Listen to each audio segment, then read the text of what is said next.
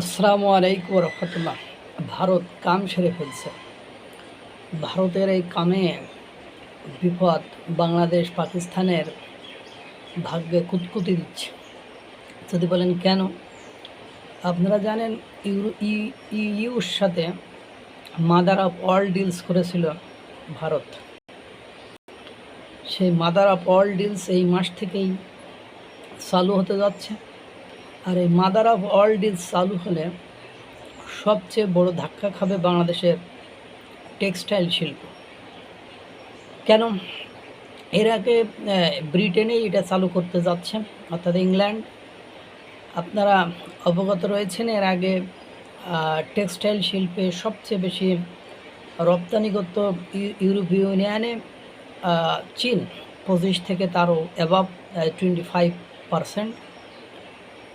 বাংলাদেশ 12 থেকে 15 বা তার অধিক, এবং এরপরে আছে পাকিস্তান। আর সর্বনিম্ন এই যে চারটা প্রতিবেশী রাষ্ট্রগুলোর কথা বললাম, এর মধ্যে সর্বনিম্ন পর্যায়ে ছিল ভারত, 6%। এখন যেহেতু ভারতের সাথে মাদার অফ অল ডিলস হয়েছে, সেহেতু তাদের যখন উন্মুক্ত বাজার হবে, ইউরোপীয় ইউনিয়নের সাথে চুক্তির ফলে উন্মুক্ত খোলা বাজার হবে ভারতের জন্য, তখন এটা 12 থেকে 15% ছাড়িয়ে যাবে।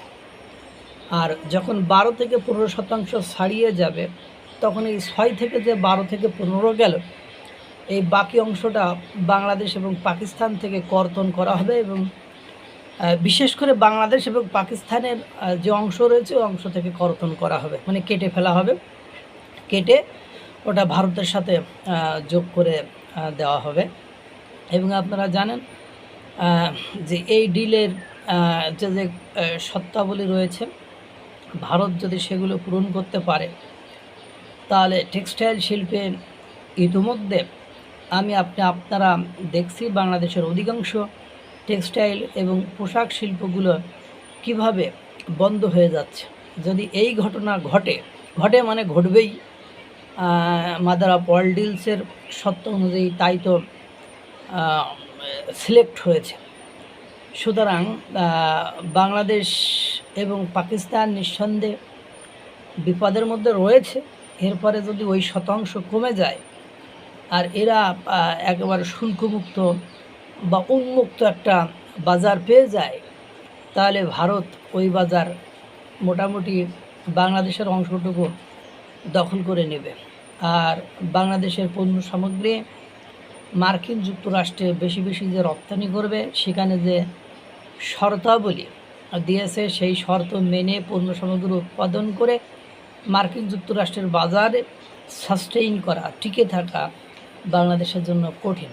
অর্থাৎ ইতিমধ্যে আপনারা বিভিন্ন বাংলাদেশের মিডিয়াতে দেখেছেন যে পোশাক শিল্পের কি বেহাল দশা, মালিকরা কীভাবে কলকারখানা বন্ধ করে দিয়ে ভাগ গিয়া, মানে বাংলাদেশ থেকে চলে যাচ্ছে, সেগুলো আপনারা দেখেছেন। সুতরাং ভারত একেবারে যে এইভাবেই কাম সেরে দেবে, আর বাংলাদেশের অবস্থা, অর্থনৈতিক অবস্থা যে কতটা শোচনীয়, এটা আপনারা যারা একটু সংবাদ নিয়মিত দেখেন তারা হয়তো বা দেখেছেন।